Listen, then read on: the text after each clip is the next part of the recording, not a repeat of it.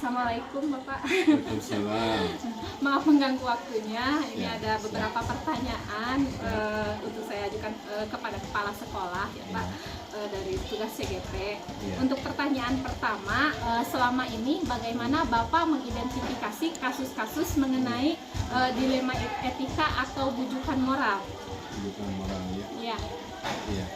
Jadi ya memang di sekolah ini ya namanya suatu lembaga ya, pasti terdiri dari beberapa unsur ya, ya dari siswa, dari guru-guru. Jadi ketika ada permasalahan ya kita harus mengambil sebuah keputusan ya. Iya, iya. Mungkin ya salah satunya dengan analisis SWOT ya. Analisis SWOT ya, saya Pak ya. Pastinya dengan strength ya dari kekuatan, kayaknya weakness ya, kemudian O-nya opportunity ya, kesempatan, T-nya dan treatment ya, tantangannya Pak ya. tantangannya. Untuk pertanyaan berikutnya Pak, Ya. selama ini bagaimana Bapak menjalankan pengambilan keputusan di sekolah kita ya, terutama untuk kasus-kasus yang mana ada dua kebijakan, ada dua kepentingan yang sama-sama benar ataupun mengandung nilai-nilai kebijakan, jadi dua-duanya sama benar gitu. Tadi dilema etika. Iya. Jadi ya ketika ada persoalan ya seorang kepala sekolah harus mengambil sebuah keputusan ya, Iya. di mana dua-duanya benar itu ya. Iya. Jadi kita ya mungkin ambil yang paling urgent ya. Paling urgent Paling ya Pak ya. urgent ya. Jadi ada skala prioritas. Iya. Dan lebih mementingkan kepentingan yang banyak begitu ya.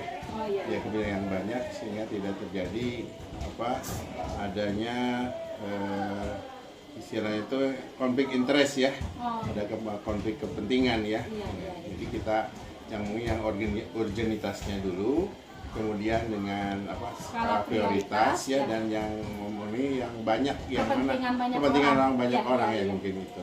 Ya. Bagus Pak. Ya. Untuk pertanyaan berikutnya Pak, langkah-langkah atau prosedur seperti apa ya Pak ya yang biasa Bapak lakukan seperti selama ini langkah-langkahnya? Iya. Langkah-langkah dari Pengambilan keputusan tersebut ya, kan? kita mungkin ya. ya, kita identifikasi ya permasalahan itu ya. Iya. Kemudian diklasifikasikan, kemudian kita mungkin salah satunya meminta pendapat dari Wakasek ya, Oh, iya. tentang Masukannya, Pak, apa ide-ide apa yang harus bisa dilakukan untuk mengambil sebuah keputusan gitu ya. Iya, iya, Sehingga Pak. kepala sekolah ya tidak satu faktor ya dari kepala sekolah, tapi meminta kepada rekan-rekan baik Wakasek, pada guru ataupun dari tenaga administrasi ya, Iya. mana yang paling bagus dalam mengambil sebuah keputusan. Iya. Jadi tentunya tidak diputuskan sendiri ya Tidak, Pak ya? tidak, Iya. tidak ya. Jadi kita demokratis ya, mungkin Iya. meminta dulu pendapat dari Iya. yang lain. Iya, bagus sekali Pak. Ya, Oke, untuk pertanyaan berikutnya Pak, Ya. hal-hal apa saja yang selama ini Bapak anggap efektif dalam pengambilan keputusan gitu pada kasus-kasus dilema etika?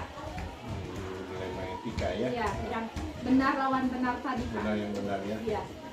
Ya, contohnya apa ya? Keputusan ya. Ya, yang selama ini dianggap efektif gitu dalam pengambilan keputusan dilema etika tadi. Antara benar dengan benar ya. Iya.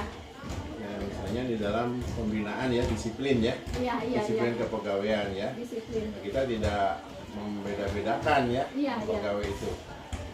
Jadi kita harus mungkin mengacu kepada tata tertib ya. Iya, iya. Seperti kita datang ya jam 7, pulang jam 3 ya. Iya, iya. Ya semuanya ya mungkin berat ya, tapi kita karena harus disiplin ya. Disiplin. Harus memenuhi tata tertib ya, kita harus lakukan gitu ya. Iya. Walaupun mungkin dari ini jadi memberatkan gitu ya dengan adanya. Iya. Tapi ya bisa. Tapi kembali lagi ke tupoksi guru tadi ya. Iya, tupoksi. Tupoksi guru ya Pak ya. Iya, Jadi tupoksinya, ya. disiplin Iya, termasuk itu ya Pak ya. Iya. Sebagai pendidik ya, Iya. pelatih ya, penilai ya. Iya. Baik Pak. Untuk pertanyaan nomor 5 Pak, hal apa saja yang selama ini merupakan tantangan Pak dalam pengambilan keputusan pada kasus-kasus dilema etika? Tantangan ya. Tantangannya. Challenge ya. Ya, ketika mungkin kita mengambil sebuah keputusan, ya kadang-kadang ya dari dari guru ya, Iya. itu kadang-kadang ya tidak menghiraukan gitu ya. Iya, pasti ada Dianggapnya ya Pak ya. cuek ya, padahal itu penting gitu ya. Iya, iya. Nah sehingga di sini harus ada komunikasi yang baik dengan Komunikasi ya, Pak iya. Ibu guru ya, sehingga pengambilan keputusan itu bisa efektif begitu, bisa dilaksanakan Iya, iya, iya. sebaik-baiknya. Jadi yang utamanya itu komunikasi, Komunikasi ya Pak ya. ya, komunikasi ya betul. Siap, bagus sekali Pak. Untuk pertanyaan nomor 6, apakah Bapak memiliki sebuah tata kala atau jadwal tertentu dalam sebuah penyelesaian kasus dilema etika? Apakah Bapak langsung menyelesaikan di tempat atau memiliki sebuah jadwal untuk menyelesaikannya? Bentuk atau prosedur seperti apa yang Bapak jalankan? Iya. Mungkin ya dalam suatu organisasi ya pasti ada masalah ya. Iya. Ada masalah-masalah yang harus dipecahkan ya. Iya Pak. Mungkin salah satunya tadi itu kerjasama dengan para wakasek, kepala urusan ya. Iya. Briefing dulu apa nih yang mesti harus kita lakukan ya ketika masalah itu timbul, sehingga dari briefing itu, dari pembicaraan dengan rekan-rekan bisa ada suatu resep ya Iya. untuk mengatasi suatu permasalahan begitu. Iya, jadi pasti ada ya Pak ya, Iya. untuk waktu-waktunya sudah ada langkah-langkah yang tadi ya Pak ya. Iya betul. Ya.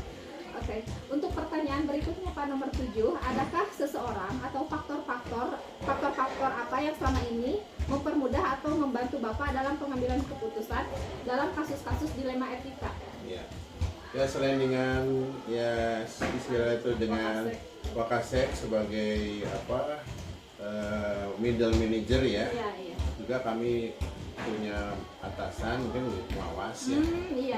Juga dengan dinas begitu. Iya. Ketika Saling membantu. ya saling membantu, ketika tidak bisa diselesaikan di internal ya mungkin kami berkonsultasi dengan pengawas ataupun dengan dinas pendidikan. Oh iya, jadi ke atas juga ya Pak, Ya, ya, ke tidak atas. hanya Tidak horizontal ya, tapi iya. ke vertikal juga. Iya, bagus Pak. Untuk pertanyaan terakhir Pak, dari semua hal yang telah disampaikan, pembelajaran apa yang Bapak petik dari pengalaman Bapak mengambil keputusan dilema etika? Iya. Mau tidak mau ya, sebagai seorang pemimpin dia punya kewenangan adalah decision maker ya, Iya. mengambil sebuah keputusan Iya. ya. Jadi mau tidak mau pasti ya itu harus diambil ya. Iya. Diambil keputusan itu, apakah mungkin ada yang kepentingan di lain pihak menguntungkan, juga yang merugikan ya. Mau tidak mau kita harus mengambil sebuah keputusan dan mungkin cari yang paling manfaatnya ya. Iya, paling banyak manfaat. Paling banyak manfaat dari orang banyak ya, dari kepentingan secara keseluruhan begitu. Ya. Terutama mungkin lebih mementingkan nilai-nilai kebajikan ya Pak Ya, nilai ya dari kebajikannya itu. Iya. Ya, terima kasih Bapak, mungkin cukup sekian pertanyaan-pertanyaannya. Terima kasih untuk jawabannya. Mudah-mudahan kita selalu bisa dipermudah dalam pengambilan keputusan ya Pak. Iya betul. Iya. Ya, terima kasih. Ya sama-sama ya. Ya, Assalamualaikum Pak. Waalaikumsalam warahmatullahi wabarakatuh. Bismillahirrahmanirrahim. Assalamualaikum Ibu. Waalaikumsalam warahmatullahi Ibu mohon maaf mengganggu waktunya. Ini ada beberapa pertanyaan yang ingin disampaikan mengenai materi pengambilan keputusan ya. Boleh minta waktunya Ibu? Boleh, mudah-mudahan Ibu bisa menjawab ya. Ya, terima kasih Ibu. Langsung saja ke pertanyaannya ya Bu ya. Nomor 1, selama ini bagaimana Ibu mengidentifikasi kasus-kasus yang merupakan dilema etika atau bujukan moral? Selama ini kalau ada kasus yang terkait yang tadi disebutkan berkaitan dengan dilema etika atau pendidikan moral, Ya. tentu saja kita tidak serta-merta bisa menyelesaikannya, tapi kita perlu tahu dulu asal usulnya. Yang paling utama mungkin kita identifikasi dulu permasalahannya seperti apa, penyebabnya bagaimana, nanti baru kita mengambil langkah selanjutnya. Mungkin seperti itu. Jadi identifikasi dulu permasalahannya. Ya, jadi diidentifikasi dulu bagaimana asal usul permasalahannya ya Bu ya. Dianalisa dulu. Dianalisa dulu ya. Oke, untuk pertanyaan yang nomor 2 Ibu, selama ini bagaimana Ibu menjalankan pengambilan keputusan di sekolah, terutama untuk kasus-kasus di mana ada dua kepentingan yang sama-sama benar atau sama-sama mengandung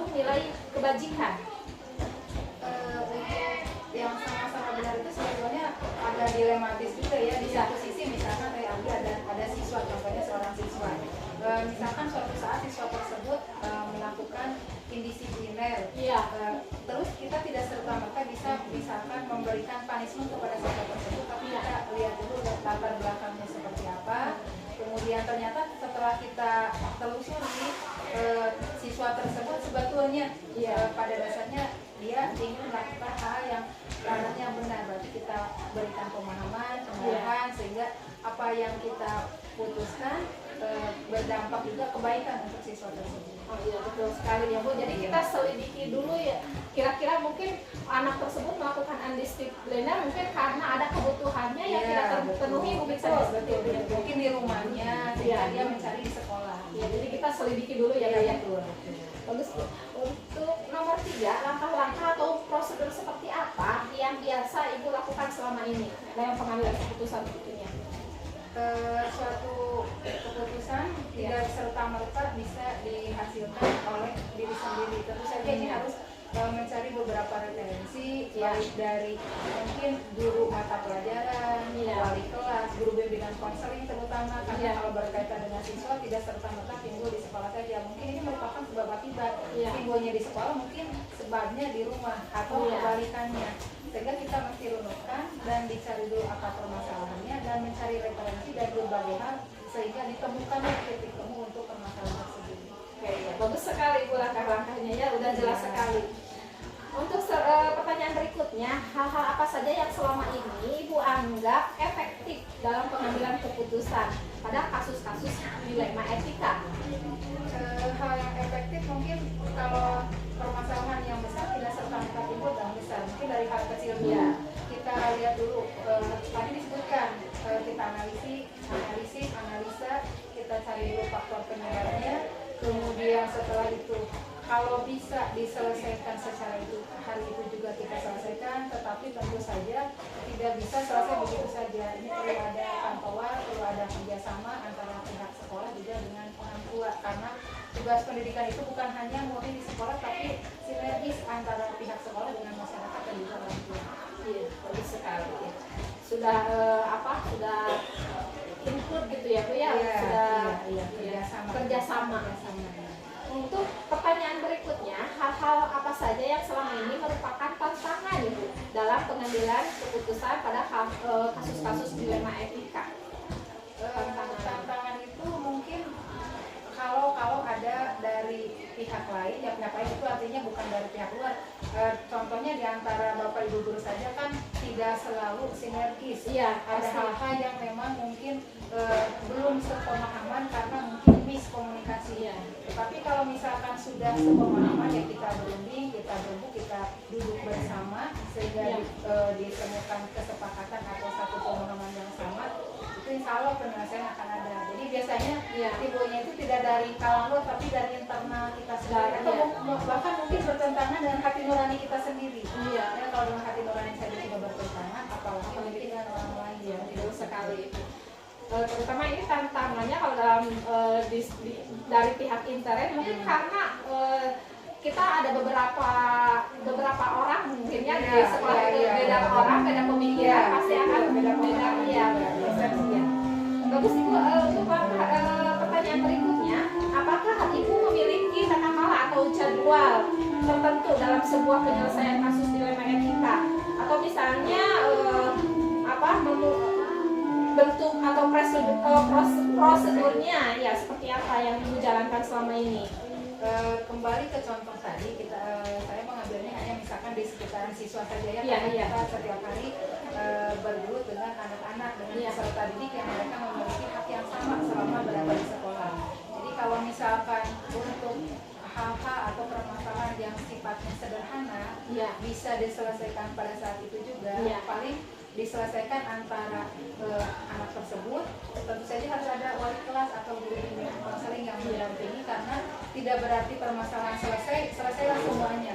Harus ada tindak lanjut, jangan sampai selesaikan hal itu ternyata besok lusa muncul lagi atau bertambah besar atau dilemanya bahkan tidak terselesaikan. Kecuali kalau untuk permasalahan yang memang sangat besar itu perlu melibatkan pihak luar. Tapi kalau sementara untuk hal yang bisa diselesaikan di internal sekolah, berarti dengan Bapak Ibu wali kelas, dengan Bapak Ibu guru BK, tentu saja orang tua perlu tahu permasalahannya dan nanti akan disampaikan kepada pihak sekolah. Sehingga nanti ambillah kesimpulan atau keputusan yang tidak akan merugikan pihak manapun. Kita ingin siapapun itu tetap bahwa dia bisa meneruskan sekolah, bisa memberikan dan berpartisipasi dalam kegiatan-kegiatan sekolah.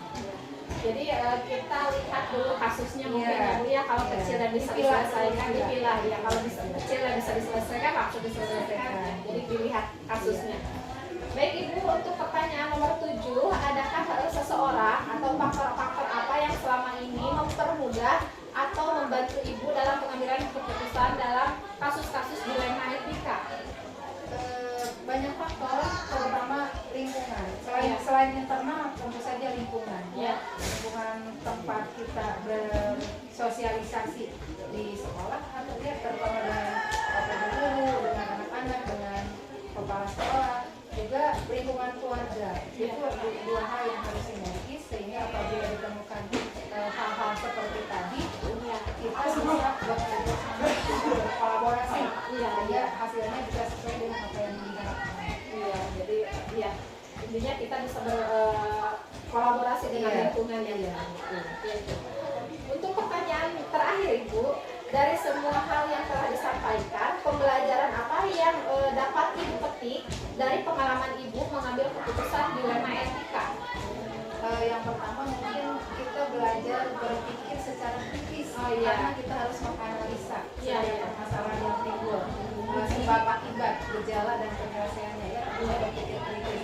Yang kedua juga kita mengerjakan belajar berempati, karena permasalahan itu tidak serta-merta timbul ya, baik dari dalam maupun dari luar. Selanjutnya kita akan belajar berkolaborasi, berkoordinasi, akhirnya bergotong royong juga, sehingga diperolehlah satu penyelesaian atau solusi yang paling tepat setelah hasil kesepakatan. Jadi tidak serta-merta merupakan jawaban sendiri atau misalkan betul menurut sendiri belum tentu menurut orang lain. Jadi itu mungkin yang bisa dipetik dari beberapa ya, yang pertama berpikir kritis, yang kedua berempati, berkolaborasi atau bergotong royong yang bisa menghasilkan keputusan yang tepat, yang akurat. Baik Ibu, terima kasih, sangat jelas sekali jawaban-jawaban yang diberikan Ibu. Terima kasih untuk waktunya. Mudah-mudahan dalam pengambilan keputusan kita bisa memberikan yang terbaik dan bisa memberi manfaat, utamanya ya untuk keputusan yang diambil oleh kita bisa bermanfaat oleh orang banyak ya Ibu, dan tentunya mengandung unsur-unsur kebajikan. Terima kasih Ibu. Assalamualaikum warahmatullahi wabarakatuh. Waalaikumsalam.